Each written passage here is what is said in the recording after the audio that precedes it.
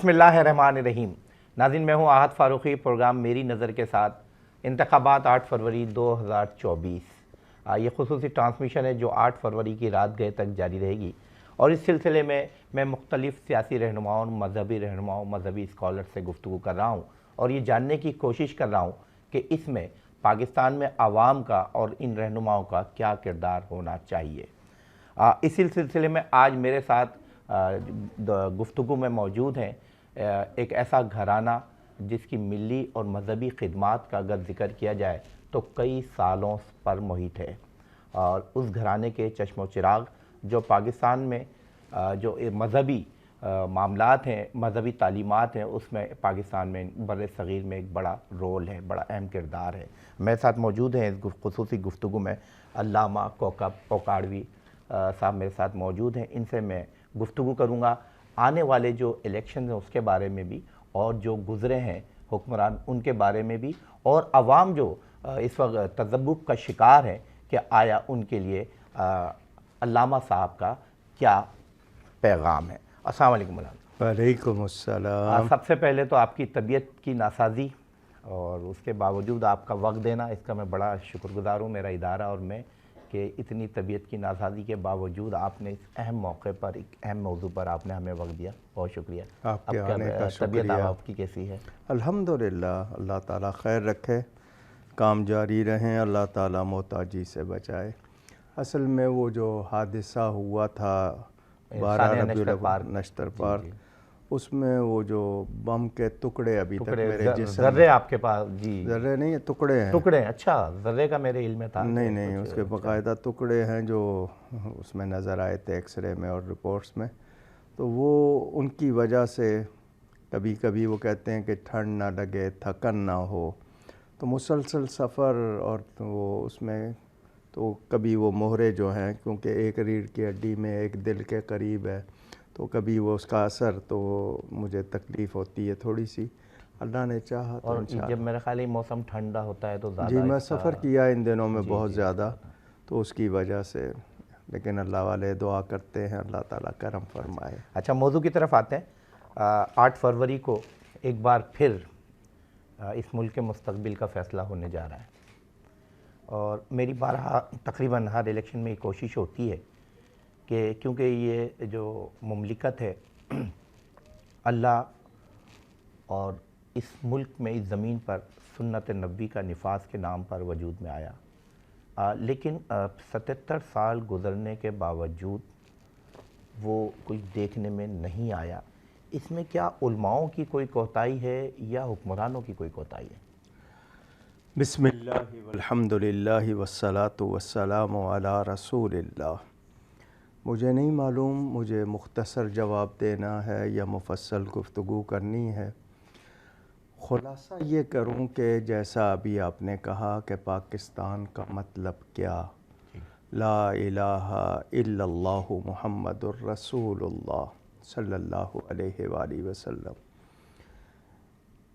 ہمیں نماز روزے کی ہندوستان میں بھی آزادی تھی، حج پر بھی جاتے تھے، روزہ بھی رکھتے تھے، مذہبی تمام چیزوں کی آزادی تھی، صرف ہمیں خوشحالی نہیں تھی اور ہمارے قوانین نہیں تھے۔ تو اسلام پر آزادانہ عمل کے لیے اور معاشی خوشحالی کے لیے قربانیاں دے کر یہ وطن حاصل کیا۔ میرے والد صاحب کے دادا جان، اپنے گھرانے کی بات کروں، انہوں نے خود تحریک میں حصہ لیا۔ کیا کچھ ہوا وہ چھپی ہوئی بتاتی ہے، چھپی ہوئی نہیں بلکہ چھپی ہوئی باتیں ہیں، موجود ہیں۔ لیکن پاکستان بنتے ہی تحریک پاکستان کے قائد اعظم محمد علی جناح انتقال کر گئے۔ اس کے بعد منزل انہیں ملی جو شریک سفر نہ تھے، جن کی قربانیاں نہیں تھیں، یا یہ کہ جن کے خیالات کچھ اور تھے۔ ہم لوگوں نے غلامی کی زندگی شاید اس حد تک سمجھی تھی کہ ہمارے جسم غلام تھے، ذہنی غلامی ہماری ختم نہیں ہوئی، وہ تسلسل جاری رہا غلامی کا۔ یعنی آپ کا تقرر کس کا ہو رہا ہے اس کا فیصلہ بھی آپ کے پاس نہیں تھا، دوسروں کے پاس۔ پہلا آئین 56 میں، پھر 73 میں۔ مجھے یہ بتائیے کہ اس آئین کو بناتے ہوئے بھی اور اس پر عمل درآمد کرتے ہوئے بھی ہمیں کون سی آزادی آج تک ہے؟ بالکل صحیح کہہ رہے ہیں۔ ایک بات۔ اچھا جی، نظام حکومت بدلتا رہا، 35 سال یا زیادہ عرصہ ہم پر آمریت مسلط رہی۔ ان میں سے وہ فرد واحد کو جو اس کی پسند ناپسند وہ رہا۔ عوام کے نام پر سب نے باتیں کی، سب نے عوام ان کی من پسند باتیں، ان کے مسائل، سب نے عوام کو استعمال جھوٹے کیا، نعرے لگا کر، لیکن عوام کے لیے کچھ نہیں کیا۔ وعدے، دعوے، نعرے بہت اچھے تھے، لیکن یہ کہ ان کا رزلٹ، نتیجہ کچھ نہیں۔ علماء کرام نے قائد اعظم کا بھی ساتھ دیا تھا۔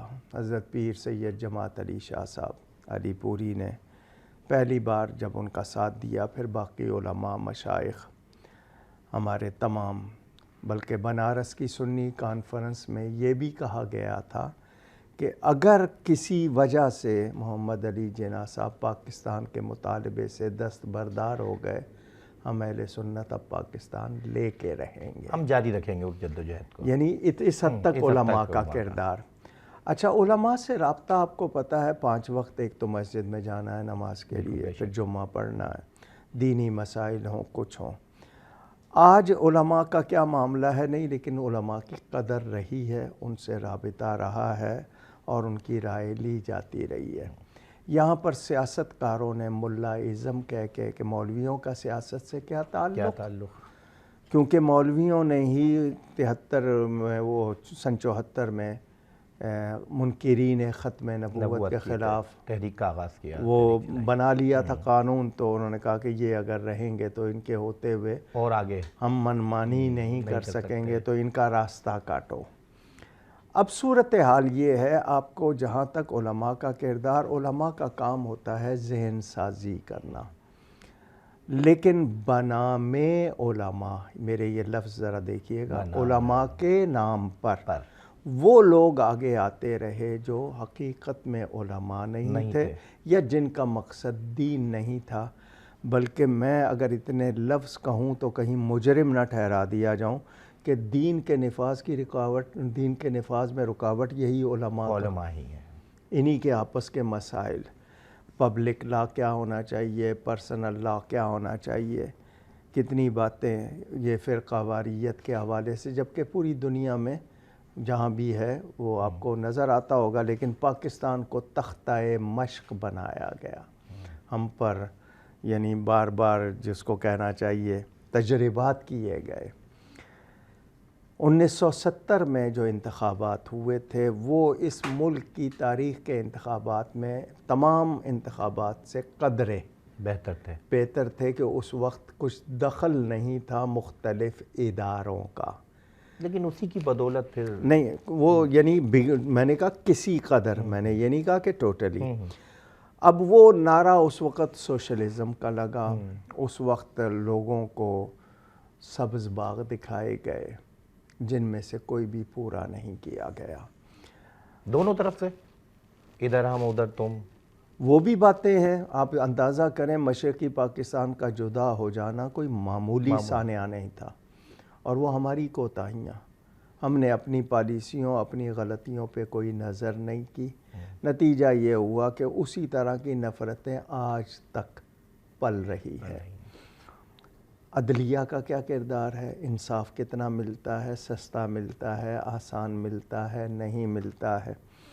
ہزاروں کیسز پڑے ہوئے ہیں، لیکن یہ کہ دوسرے جو کیس ہیں ان کو اہمیت ہے، باقی لوگ، اب ایک شخص بے گناہ ہے، پھنسا ہوا ہے عدالت میں، جب تک فیصلہ نہیں ہوگا وہ بھگت رہا ہے، اس کا کوئی پوچھنے والا نہیں ہے۔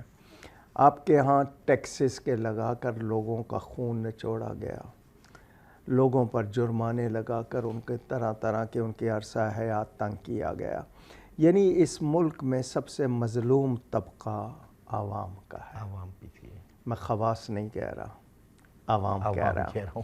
اب اس میں آپ طبقہ جو بھی بنا رہے ہیں کہ وہ مڈل کلاس ہے, لوئر مڈل کلاس ہے, وہ تو ختم ہی ہو گیا جی آپ جو آپ دیکھ لیں. جی اچھا جی, اس میں جو لیڈر آئے جن کو لیڈر کہا گیا, وہ لیڈر تھے یا نہیں, صلاحیت تھی یا نہیں, ان لوگوں نے نفرتیں پھیلائی, طبقاتی تقسیم, لسانی عصبیت, کچھ مذہبی جاہلیت اور مذہبی فرقہ واریت سے فائدہ اٹھایا.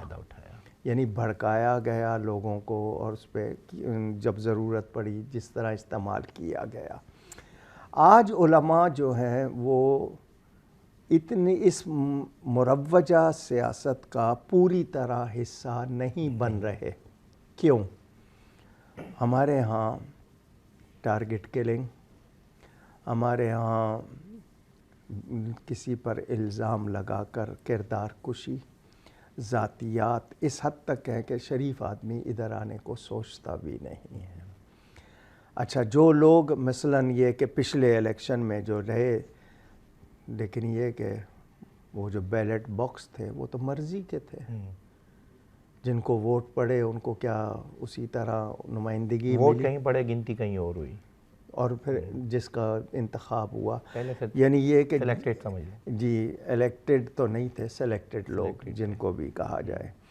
اب اس وقت بھی اگر ہو رہے ہیں تو آپ کے ہاں سب سے زیادہ تمام اداروں کا, تمام طبقات کا جو پریشر ہے منفی, وہ دینی طبقوں پر ہے. پچھلی حکومت کوئی 30 بل اکٹھے پاس کر گئی تھی جس میں مدرسوں کے خلاف, مسجدوں کے خلاف, یعنی سیاسی پارٹی کو کون کیا دے رہا ہے, کیا ہو رہا ہے, نہیں مسجد کو جو چندہ دے رہا ہے اس کی بھی تفصیل لاؤ, تفصیل چاہیے, پوری ڈیٹیلز چاہیے. پھر وہاں کے نظام کے لیے اس میں دخل اور دین میں مداخلت, یہ حکومت کا دلچسپ مشغلہ ہے. یعنی نگراں وزیر اعظم ہے اور کہہ رہا ہے کہ قائد اعظم کی بات قرآن حدیث نہیں ہے, تو جو قرآن حدیث کی بات ہے اس کو کہاں سن رہے ہو تم؟ بالکل صحیح. ایسی باتوں پہ دوسرے ملکوں میں ختم کر دیا جاتا ہے, لیکن یہاں پر کوئی وہ نہیں ہے. تو علماء اس وقت بھی فعال ہیں, لیکن اس طرح فعال نہیں ہے جیسے 70 میں تھے, کیونکہ اس کے بعد جو رویے رکھے گئے اسمبلیوں میں, لوگوں کو اٹھا اٹھا کے اسمبلیوں سے باہر لے جایا گیا, وہ منظر بھی محفوظ ہوں گے. تو اور پھر ان کے ساتھ سلوک کیا گیا, جس کے نام پہ چاہیں کسی کو ہیروئن رکھ کے الزام لگا دیں, کسی کو کسی اور کے الزام میں ڈال دیں. تو یہ باتیں ایسی آئی ہیں.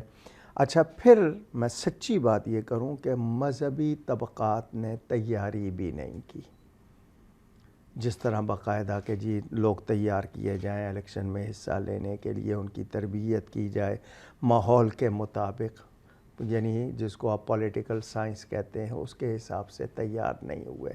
لازمی بات ہے ان کے ایک روایتی طریقے ہیں, لیکن اب بھی آپ یہ دیکھ لیں کہ اس علماء کوشش کر رہے ہیں لوگوں کو یہ باور کرانے کی کہ آپ لوگوں نے اس شخص کو چننا ہے جو دین کا بھی وفادار ہو, مذہب اور وطن کا بھی وفادار ہو. لیکن میں عرض کروں گا, سوشل میڈیا آنے کے بعد ہم تمام حکومت سمیت سب کے سب اس بے قابو جن کا شکار ہو رہے ہیں. کسی کی عزت محفوظ نہیں ہے, جس کے نام سے جو چاہے لگا دیا جائے, بغیر تحقیق کے وہ صفائی پیش کرتا رہے گا, لیکن جو الزام لگانا ہے لگا دیا جائے گا. اور ایسا منفی پروپیگنڈا باقاعدہ منصوبہ سازی کے تحت ٹیمیں بٹھائی گئی ہوں گی, وہ کر رہے ہیں. اس وقت علماء جو ہیں وہ اس طرح ان کی آواز نہیں پہنچ رہی ہے یا نہیں پہنچنے دی جا رہی ہے جیسے ہونی چاہیے. اچھا, حکمرانوں کا تو ہوتا ہی ہے. میں کئی مرتبہ صدر صاحب نے, وزیر اعظم نے علماء کا اجلاس بلایا, لازمی بات ہے اس میں نمائندہ شخصیات چن لیتے ہیں, کچھ اپنی مرضی کی چن لیتے ہیں, سنتے نہیں ہیں, سناتے ہیں, احکامات جاری کرتے ہیں. آپ کی اگر اپنی باتیں ہی سنانی ہے, وہ تو روز سن رہے ہیں, ٹی وی پہ بھی سن رہے ہیں, نوٹیفیکیشن کے ذریعے بھی ہو سکتا ہے. آپ بلا رہے ہیں, آپ اصل بات سنیں اور سن کر برداشت کا حوصلہ رکھیں. وہ فوراً نامزد ہو جاتا ہے, اس شخص نے یہ بات کی, اب اس کے ساتھ سلوک کیا کرنا ہے. یہ تو بات ہے. یہاں تو بات کرنے کو ترستی ہے زباں میری, اور وہ گلا تو گھونٹ دیا اہل مدرسہ نے تیرا، کہاں سے آئے صدا لا الہ الا اللہ۔ اچھا مولانا صاحب، ایک سوال اس آپ کی بات سے پیدا ہوتا ہے کہ اگر ہم پچھلی 70 سال پچھلے اگر ہم جاتے ہیں تو مولانا مفتی محمود، علامہ شاہ احمد نورانی اور اسی طرح جو اکابرین ہمارے گزرے ہیں، عبدالستار خان نیازی صاحب، اس طرح کے جو علماء گزرے ہیں، جو عوام میں ہم نے کئی الیکشن دیکھے ہیں، میں نے خود 2 4 6 الیکشن کور کیے ہیں، جو عوام میں پذیرائی اور عوام میں اپنا میسج پہنچانے میں وہ علماء کامیاب ہوئے، موجودہ جو ہمارے گستاخی معاف جو ہمارے اس وقت اکابرین ہیں، وہ عوام میں کسی بھی طرح جگہ بنانے میں کامیاب نہیں ہوئے، یا عوام کو اس طرف لانے میں راغب نہیں ہوئے۔ ناظرین، اس سوال کا جواب میں لوں گا ایک چھوٹے سے وقفے